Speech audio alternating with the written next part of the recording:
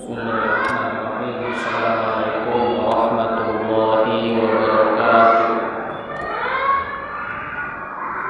Innal hamdalillah nahmaduhu wa nasta'inuhu wa nastaghfiruh wa na'udzu billahi min shururi anfusina wa min sayyiati a'malina. Man yahdihillahu fala mudilla lahu wa man yudlil fala hadiya lahu. Asyhadu an la ilaha illallah wahdahu la syarika lah wa asyhadu anna Muhammadan 'abduhu wa rasuluhu alladzi la nabiyya wa la rasula ba'da. Qala Allah ta'ala fi kitabihil karim yusabbitu Allahu alladhina amanu bil qawli tsabiti fil hayatid dunya wa fil akhirah. Sungguhnya Allah akan menumbuhkan hati orang-orang beriman dengan perkataan yang teguh, yaitu kalimat la ilaha illallah, di kehidupan dunia maupun di kehidupan akhirat.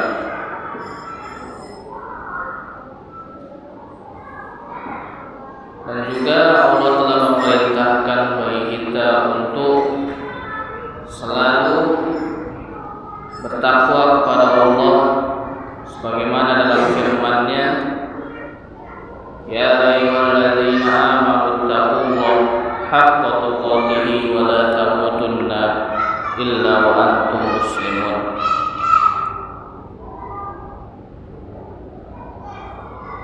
Para hadirin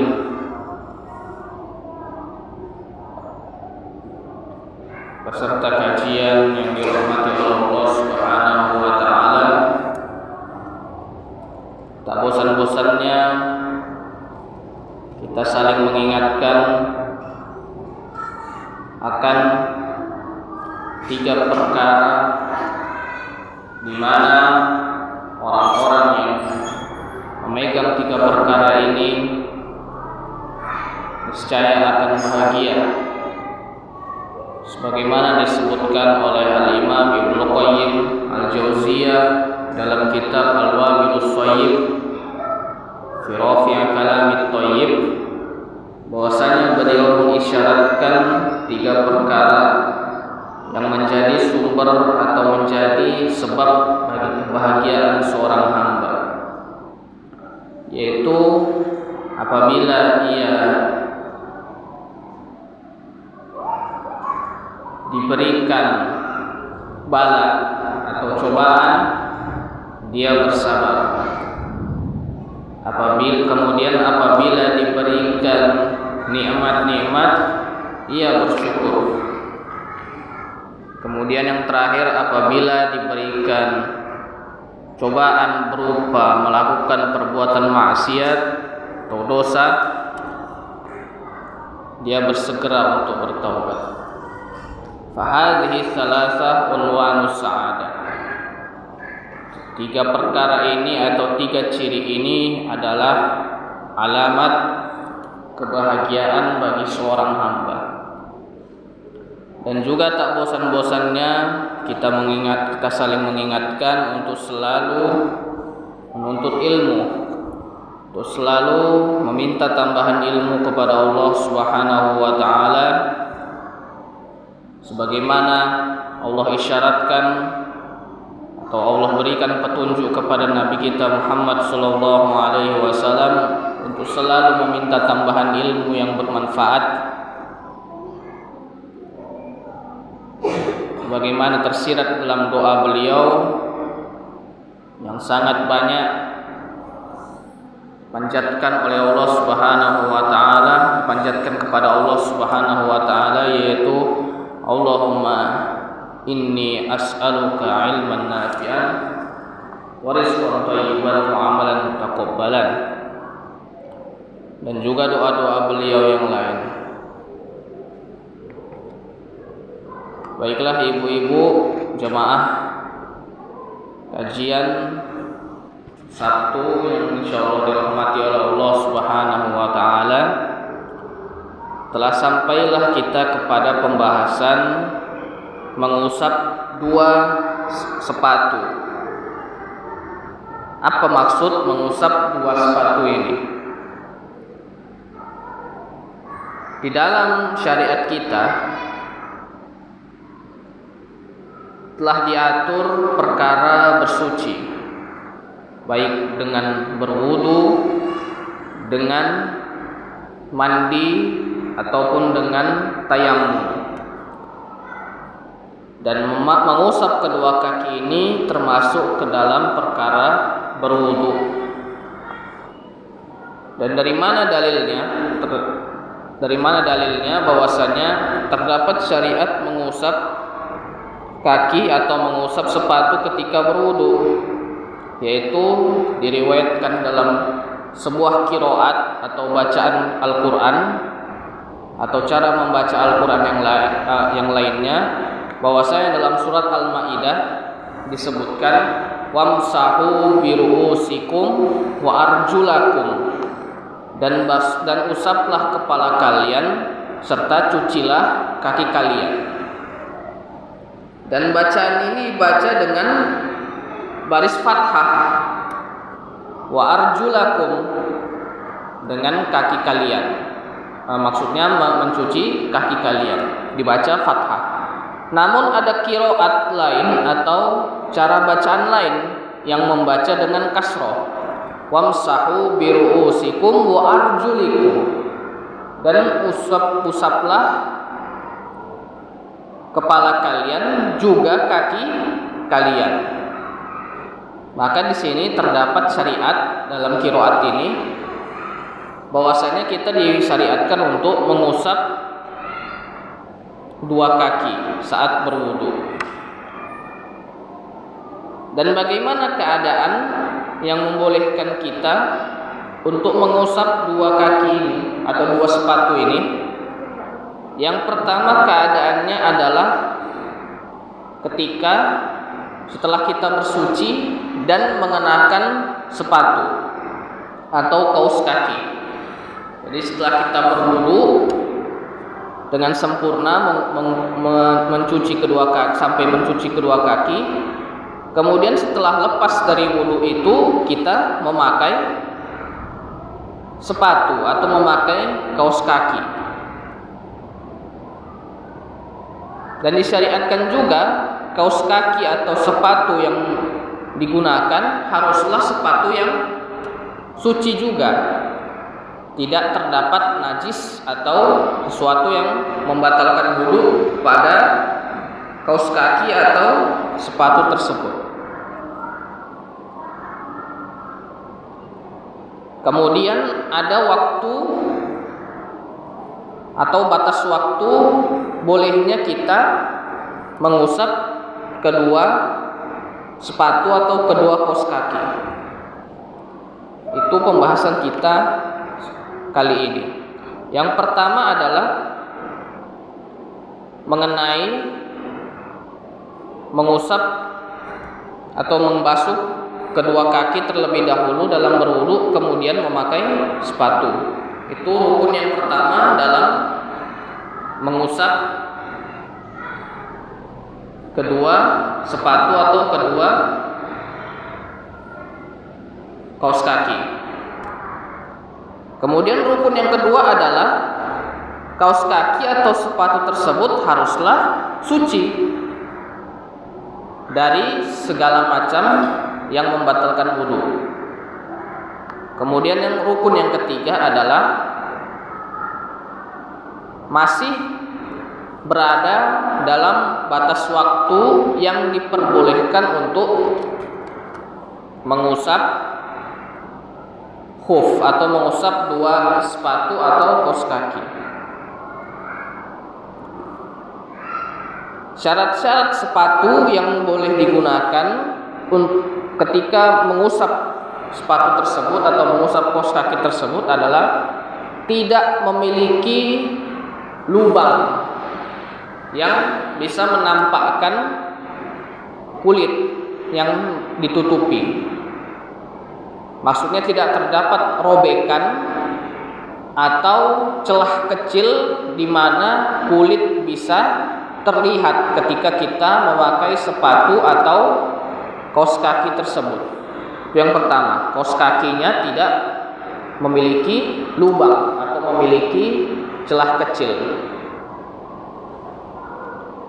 Kemudian kaos kaki itu juga haruslah menutupi bagian yang dibasuh saat berwudu, yaitu mulai dari ujung kaki, ujung jari kaki sampai dengan mata kaki.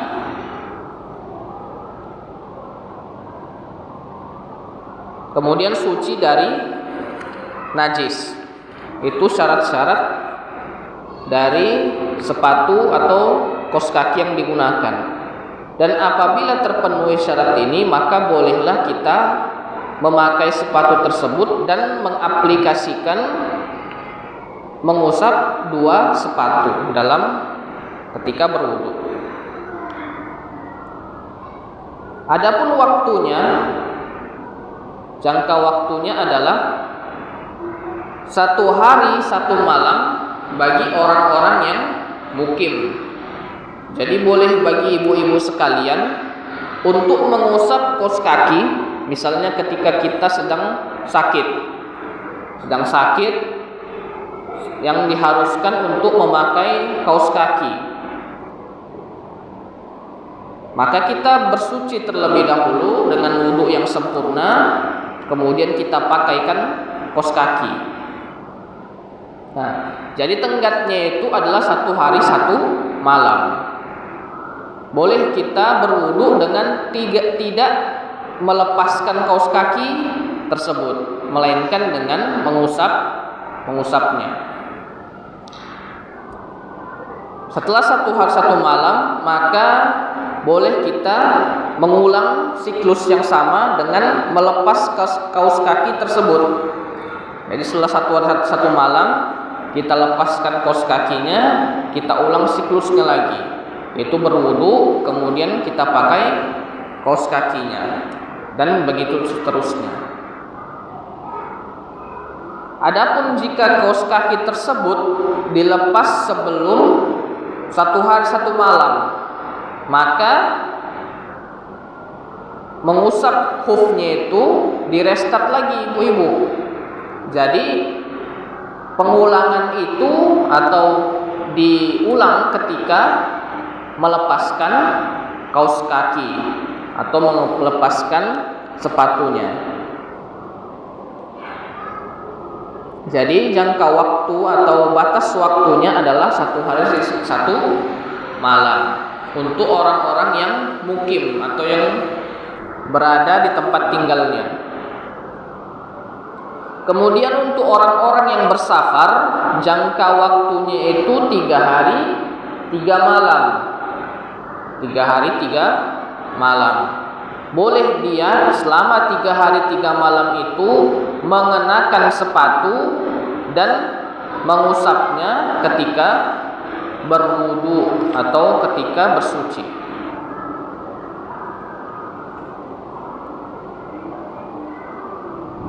Kemudian bagaimana tata caranya? Tata caranya adalah yaitu terlebih dahulu kita ambil wudu secara sempurna, mencuci kedua tangan, istinsyak dan istinsar, berkumur-kumur, membasuh wajah, mencuci kedua tangan sampai siku, mengusap kepala, dan mencuci kedua kaki sampai mata kaki.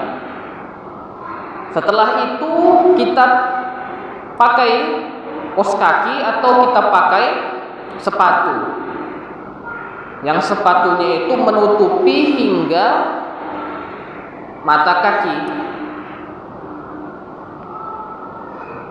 Kemudian ketika kita dalam keadaan memakai sepatu dan dalam keadaan suci tersebut, tiba-tiba kita berhadas, entah itu kita buang angin atau kebelet buang air kecil atau besar, dengan tanpa menanggalkan sepatu, setelah kita tuntas melaksanakan hajat kita atau setelah kita membuang hajat kita bersuci dengan wudu yang sebagaimana wudu sebelumnya, terkecuali untuk bagian mencuci kedua kaki. Maka boleh bagi kita untuk cukup mengusapkan air di atas sepatu kita, di bagian punggung sepatu kita, atau di bagian punggung kaos kaki kita.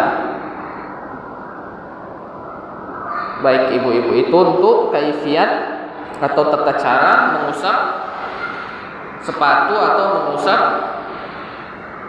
kaos kaki. Itu sebagai muqaddimah atau pendahuluan bagi bab yang akan kita bahas. Hadis yang pertama dari bab ini Anil Mughirah bin Syu'bah qala kuntu ma'an Nabi sallallahu alaihi wasallam fi safar fa huwa li'unzi'a khuffaihi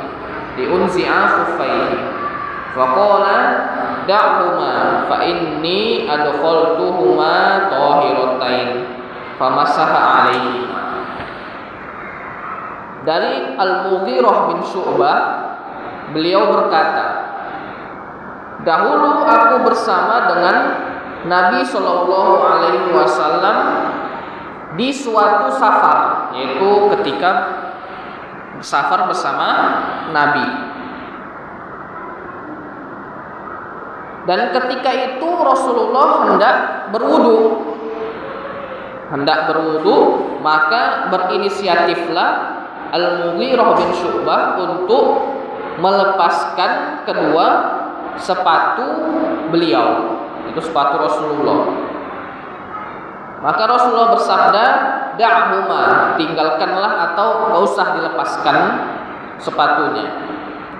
Fa inni adkhaltuhuma tahiratain, sungguh aku memakainya dalam keadaan suci.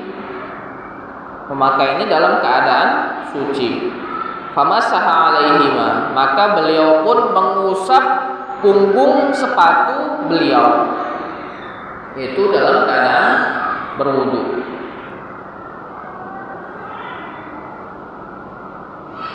Maka apa yang bisa kita ambil dari hadis ini? Yang pertama adalah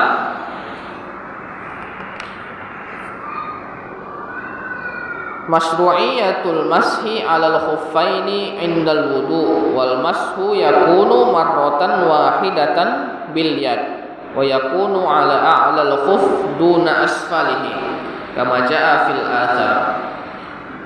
Disyariatkannya untuk mengusap kedua sepatu atau kedua kaos kaki ketika berwudu. Dan usapan itu cukup sekali saja, yaitu dengan mengusapkannya di atas khuf atau di atas sepatu tadi, di punggung sepatu tadi atau di punggung kaos kaki, tanpa mengusap bagian bawahnya, yaitu bagian atasnya saja ibu-ibu, tidak bagian yang bawah. Karena sebagaimana diriwayatkan oleh Al-Imam Ali bin Abi Thalib, bahwasanya beliau berkata, agama ini bukan didasari atas akal. Karena apabila agama ini di atas akal, tidak mungkin bagian khuf yang atas itu diusap dan tidak di bagian yang bawah. Maksudnya bagaimana? Kalaulah agama ini dinilai dari akal, tentunya mengusap bagian bawah itu lebih utama, karena bagian bawah itu lebih kotor.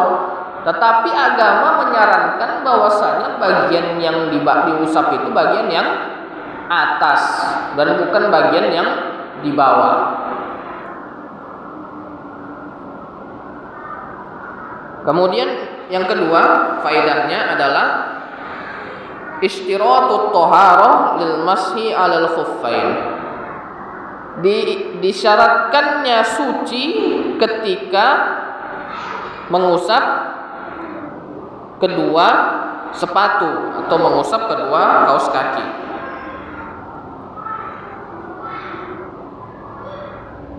Dan wadzalika bi an takuna rijlani ala taharatin qabla dukhulihima fil khuf. Dan maksudnya adalah sebelum kita mengenakan sepatu hendaknya kita menyucikan atau bersuci sebelumnya. Jadi sebelum kita mengenakan sepatu disyariatkan untuk berwudu terlebih dahulu. Kemudian yang ketiga, istihbabu khidmatil ulama wal fuqaha. Dianjurkannya atau disunahkan untuk membantu orang-orang yang berilmu dan juga orang-orang yang memiliki kemuliaan. Kemudian yang keempat, jaa fi ba'd riwayat hadzal hadis anna dzalika fi ghazwati Tabuk li sholatil fajr.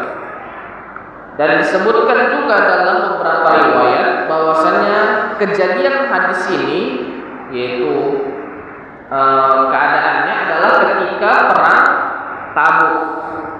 Itu ketika beliau bersafar untuk perang Tabuk dan ketika sholat subuh.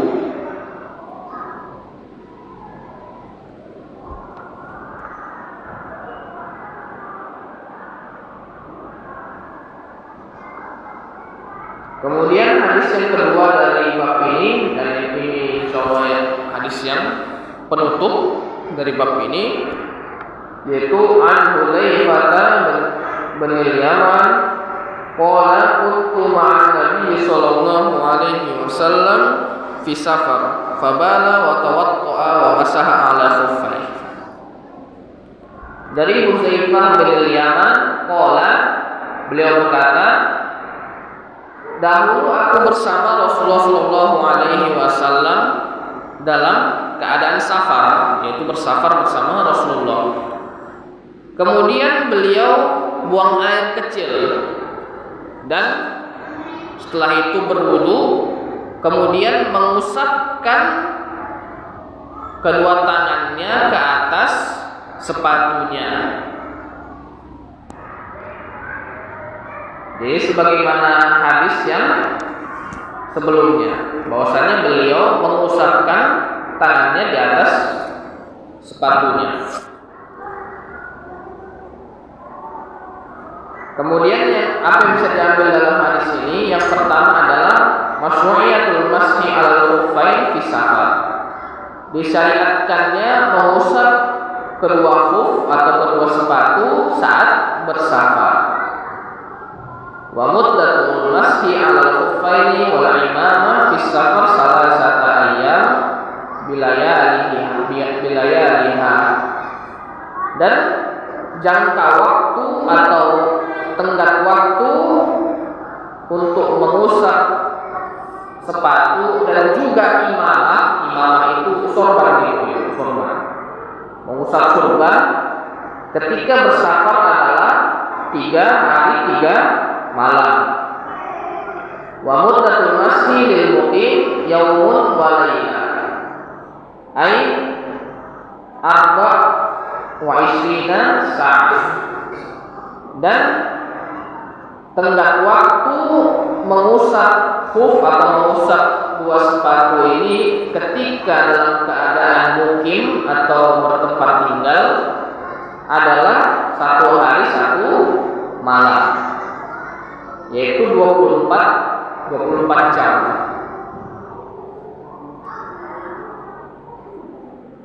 Dan kapan dimulai hitungannya ini?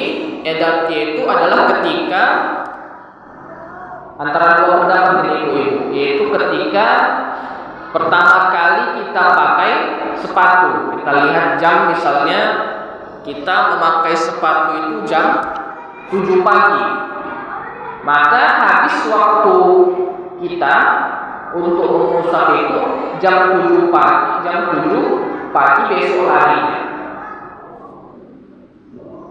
Setelah itu boleh kita ulangi lagi, yaitu dengan melepas sepatu kita dan berwudu kembali. Itu untuk orang yang mukim. Apabila bersafar, maka tenggat waktunya itu 3 hari 3 malam. Dan dihitung sebagaimana ketika kita pertama kali memakai sepatu. Dan ada juga pendapat lain, yaitu ketika kita pertama kali berhadas dan mengusapkan sepatu kita itu atau kaos kaki kita itu ketika berwudu. Misalnya ibu-ibu memakai sepatu itu jam 7, kemudian qadarullah berhadas pada saat jam 9, maka awal mengusap itu dihitung dari jam 9 pagi, misalnya 9 pagi hari ini, dan akhirnya itu penutupnya itu adalah 9 pagi pada esok harinya. Begitu Ibu. Jadi bukan pada jam 7-nya, itu pada jam 9-nya. Itu pendapat yang kedua. Wallahu ta'ala alam. Pendapat yang benar adalah, atau pendapat yang qawli sebagaimana dirojihkan oleh para ulama, adalah ketika kita pertama kali memakai sepatu, yaitu saat pertama kali kita memakai sepatu, disitulah dimulai kita mengusap khuf atau mengusap sepatu kita.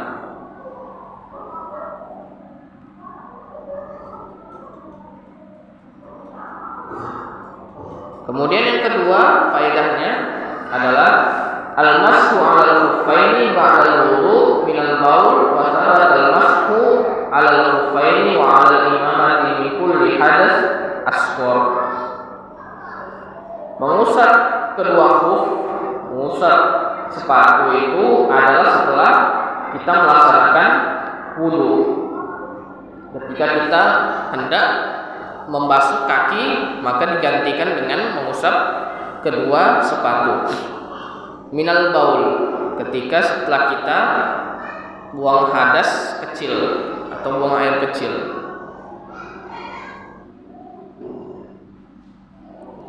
Wasabat al-mashu 'alal khuffaini wa 'alal imamah min kulli hadas al-asghar.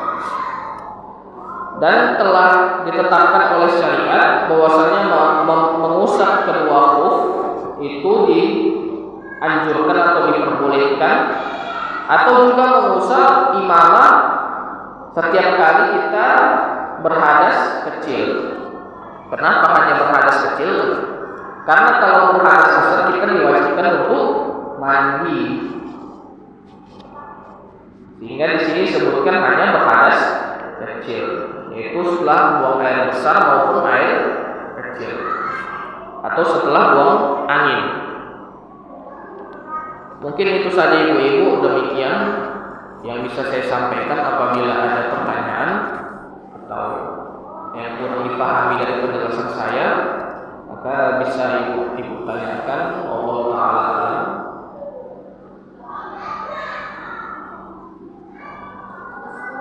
Ayo ibu.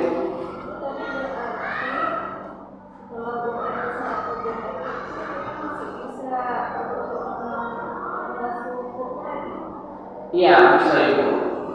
Jadi setelah kita buang air kecil maupun air besar, itu kan kita dalam keadaan berhadas, ya kan?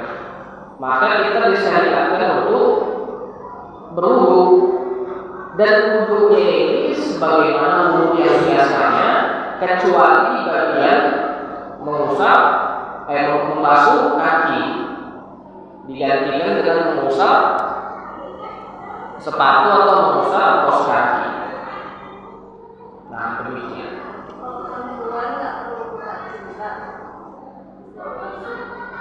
Oh, begitu juga. Nah, tambahannya ibu-ibu, kalau perempuan kan biasanya kalau pergian atau keluar rumah memakai jilbab, ya kan? Kalau misalnya apalagi dalam keadaan safar atau pergi jauh, maka boleh bagi kita untuk cukup mengusap jilbabnya. tanpa harus buka jilbabnya. Karena terkadang ada model jilbab itu yang susah dia bongkar pasang. Ketika mau dibuka susah, mau dipasang juga susah. Nah, maka boleh bagi kita untuk mengusap jilbab tadi ketika kita mengusap kepala. Ketika kita membasuh kepala digantikan dengan mengusap jilbab tadi. Itu sebagaimana ketika kita mengusap kepala. Itu mulai dari pangkal ujungnya sampai ke belakang, kemudian mengusap telinga. Demikian.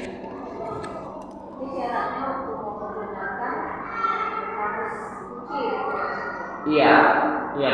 Jadi sebelum kita misalnya bepergian atau memakai jilbab, kita disyariatkan di rumah wudu terlebih dahulu dengan wudu yang sempurna. Kemudian kita pakai jilbab, pakai sepatu. Nah, kemudian kalau kita misalnya ketika bersafar atau ketika pergi dari rumah itu kita berhadas, nah, kita mau wudu, cukup kita usapkan kepala jilbabnya tadi, atau juga mengusap khuf tadi, mengusap sepatu tadi. Allah Ta'ala.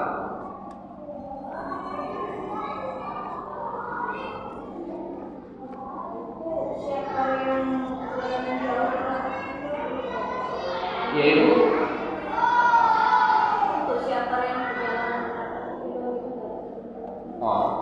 kalau untuk safar itu dikembalikan kepada urf atau kebiasaan masyarakat.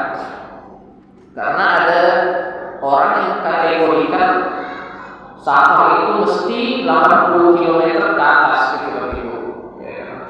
Tapi apabila misalnya safar itu memang banyak kesulitannya, atau ketika bersafar itu banyak sekali masyarakat atau kesulitan lah di jalan itu, entah karena macet atau apa, maka itu juga bisa dikategorikan safar. Misalnya ketika kita dari sini ke Merbau misalnya, tiba-tiba di tengah jalan ada perbaikan jalan sehingga macetlah sampai berjam-jam. Lalu dari sini ke Merbau mungkin tidak sampai 80 kilo dari itu, tetapi kesulitan yang dialami ketika bepergian itu sudah mengkategorikan bolehnya kita untuk mengambil uzur-uzur ketika bersafar. Contohnya seperti sholat jamaah atau sholat qashar di perjalanan. Begitu juga dengan mengusap khuf tadi, boleh kita ambil uzurnya ketika kita pergi ke tempat tersebut, ketika kita pergi bersafar dalam keadaan tersebut. Jadi safar itu biasanya tidak mesti dikaitkan dengan jarak, tapi kebanyakan memang jaraknya segitu kalau untuk bersafar. Maka dikembalikan kepada kebiasaan masyarakat. Karena ada juga masyarakat yang menganggap perjalanan jauh itu udah biasa gitu. Ada yang biasanya itu perjalanan dari sini ke Kisah misalnya tiap pekan gitu, atau tiap berapa hari sekali, udah biasa begini. Dan ini tidak bisa dikategorikan safar karena sudah perjalanan rutin gitu. Tetapi kalau dari segi syariat bisa juga dikategorikan sebagai safar karena jalannya memungkinkan, maka boleh bagi dia itu untuk mengambil uzur safar, atau boleh juga bagi dirinya untuk tidak mengambil uzur tersebut karena itu termasuk keseharian dia gitu.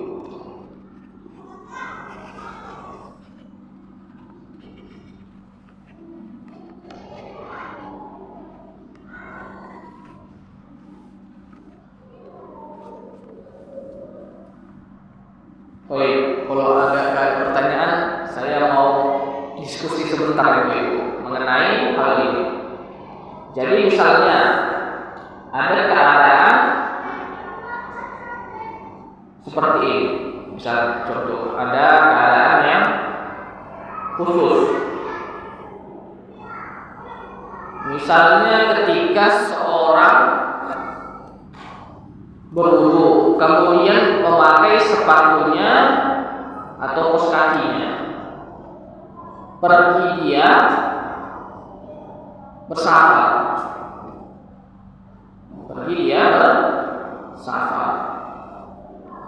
Awalnya dia berniat mukim atau berniat tinggal di rumah. Kemudian tiba-tiba diajak sama rombongan ibu-ibu mengunjungi pengajian misalnya di Dempuan, misalnya diajak ibu-ibu satu rombongan pergi bersama dia. Maka berapa lama dia mengusapnya ibu-ibu? Kalau mungkin tadi kan 1 hari 1 malam, kalau bersafar 3 hari 3 malam. Di awal tadi dia mungkin tiba-tiba diajak pergi bersafar ke Sidempuan menghadiri kajian misalnya. Jadi berapa lama dia mengusapnya itu? Dia sempat mukim. Misalnya dia berwudu jam 7, pakai sepatu kan, pakai khufnya, pakai kaos kakinya. Sampai jam 12 tiba-tiba dapat info gitu, mau pergi ke Sidempuan naik mobil. Habis duhur bilang itu bersama. Jadi berapa lama dia musafir itu? Apakah dia mukim atau musafir? Musafir. Kenapa begitu? Dia niatnya tadi mukim. Nanti dia kembali berjalan. Nah, maksudnya bersafar ke Sidempuan tadi, maka dianggap dia musafir. Betul. Jadi dia dianggap sebagai musafir dan dikenakan tenggat waktu sebanyak 3 hari. Benar. Kemudian ada soal pula ibu-ibu, satu lagi persoalannya. Kalau khuf ini kan dia sepatu gitu kan, dia sepatu atau kaos kaki. Kalau ibu-ibu misalnya memakai kaos kaki, kemudian memakai sepatu, mana yang diusap? Sepatu atau kaos kakinya? Karena yang di atas kaki kan lapisannya pertama kaos kaki baru sepatunya. Jadi mana yang diusap begitu? Sepatu. Ayo, ibu-ibu yang lain ada pendapat yang lain tidak?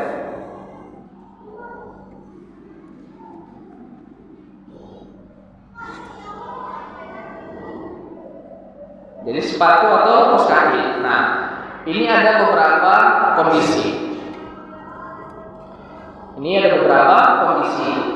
Jadi pertama, jika seseorang memakai kaos kaki kemudian memakai sepatu sebelum dia berhadas, maka diperbolehkan baginya untuk mengusap kaos kakinya atau mengusap sepatunya.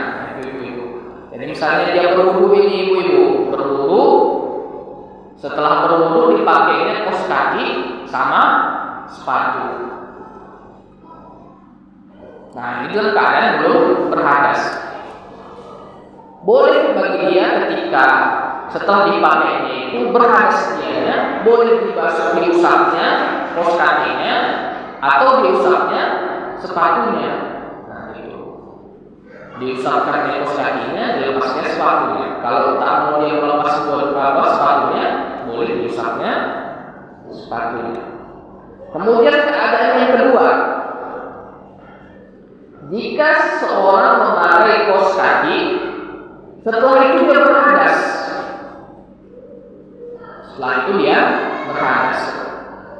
Misalnya ketika ibu-ibu berwudu, selesai berwudu ibu-ibu memakai kaos kaki. Sudah selesai pakai kaos kaki itu tiba-tiba buang angin. Kan berhadas sering ibu-ibu berhadas. Nah, setelah dia memakai kaos kaki tadi dan berhadas tadi, dia pakaikannya sepatu dalam keadaan dia berhadas dan belum berwudu. Maka dalam keadaan ini, ketika dia pergi dan hendak berwudu, maka dia harus melepas sepatunya dan mengusap kaos kakinya. Jadi tak diusap sepatunya itu, karena ketika dipakainya sepatu itu dia dalam keadaan berhadas. Yang dipakai dalam keadaan suci mana ibu? Kaos kakinya, sepatunya.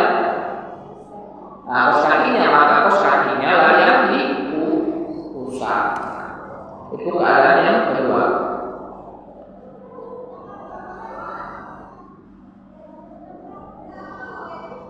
Kemudian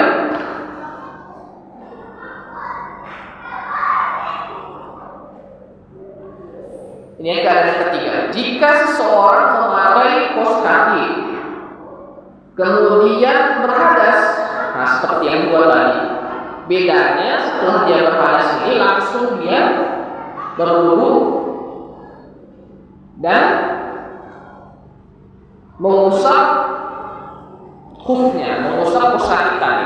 Nah, yang ketiga ini setelah dia berhadas berwudu, dia mengusapkannya ke kaos kakinya. Oke. Kemudian setelah dia diusapkan ke kaos kakinya itu dipakainya sepatu.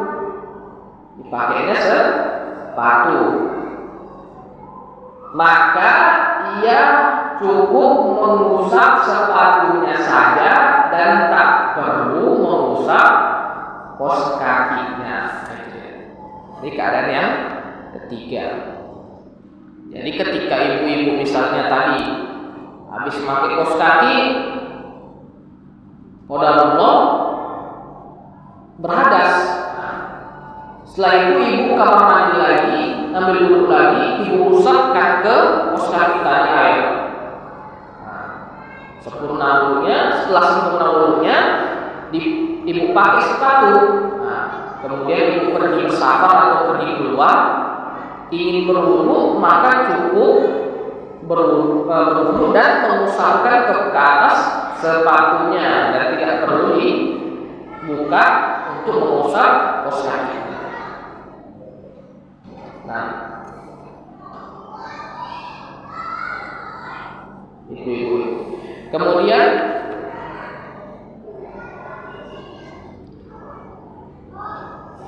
ada satu pembahasan lagi nih Bu.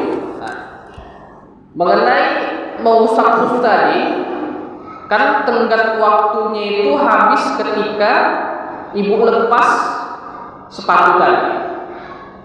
Nah, jadi setelah ibu lepas, restart dari awal ya, mengusap khufnya atau mengusap sepatunya. Nah, jadi setelah kita lepas itu atau habis masa pakainya, masa boleh kita mengusap itu, apakah masih ada kesuciannya? Maksudnya kita apakah masih dalam keadaan suci atau tidak?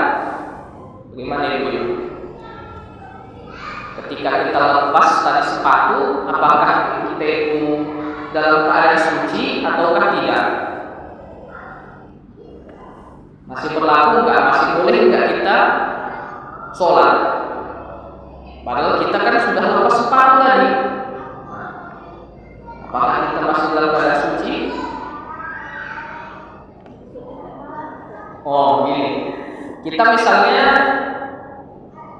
masih dalam keadaan suci ketika kita memakai sepatu. Oke, ini sampai sini bisa diikuti dulu. Kita ini dalam keadaan suci dan dalam keadaan memakai sepatu. Oke. Dilepas sepatunya, kita masih suci atau enggak? Masih. Kenapa itu? Karena belum berhadas. Oh iya, benar. Dan juga karena melepas sepatu itu ketika kita